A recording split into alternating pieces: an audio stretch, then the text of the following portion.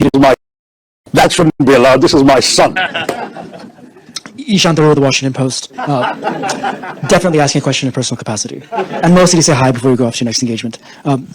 Raise the mic. Mostly to say hi before you go off to your next engagement. I'm curious though, on this tour you've been on, various countries in the Western Hemisphere, have any of your government interlocutors asked you to show evidence of Pakistan's culpability in the initial attack?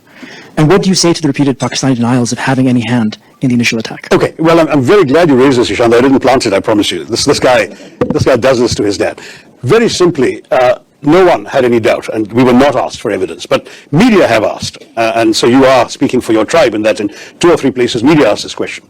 Let me say very clearly that India would not have done this without convincing evidence. But there were 3 particular reasons I want to draw your attention to, all of you.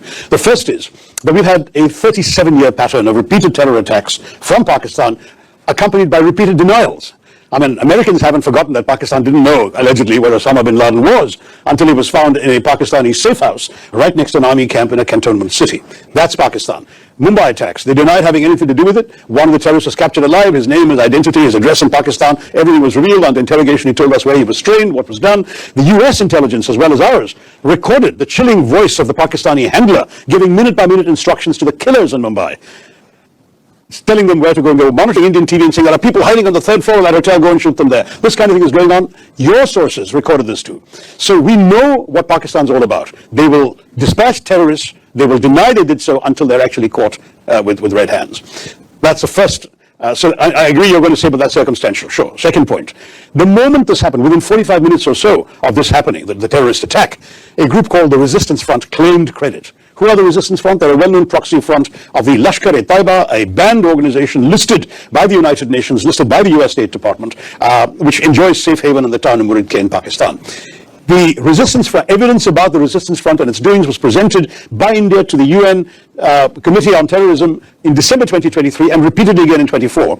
But the problem was, of course, Pakistan too is a member of that committee. The Resistance Front was not listed by the UN, but its identity was known and publicized. These people then claimed credit within a time span. There was no media present when these killings took place. Most of the world hadn't even learned about this when they claimed credit. So that was itself a smoking gun. They repeated that claim 24 hours later.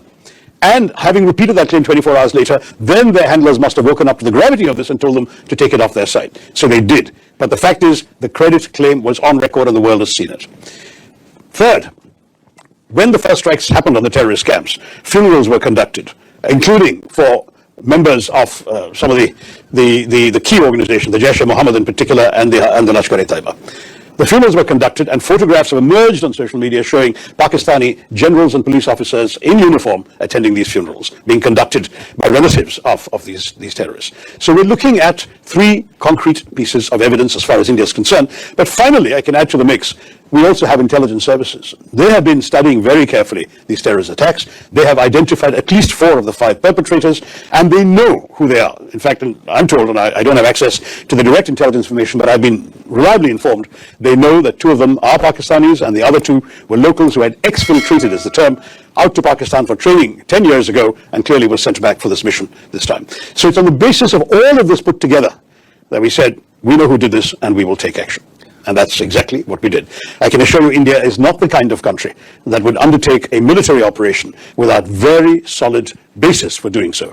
This was not some random terror attack. I must say our government counts 24 terrorist attacks in the course of last year emanating from Pakistan, but none of them required this kind of response. We dealt with them. We either got the terrorists or killed them. Minimal damage, very little loss of life. We dealt with it. This showed all the hallmarks of a sophisticated, planned, deliberate operation with reconnaissance, with intelligence work, with a modus operandi worked out, this cynical exercise of asking people their religion, shooting them between the eyes. This is not an ordinary terrorist, some bearded fanatic blowing himself up outside a supermarket. This is not that. This is a serious quasi-military style operation.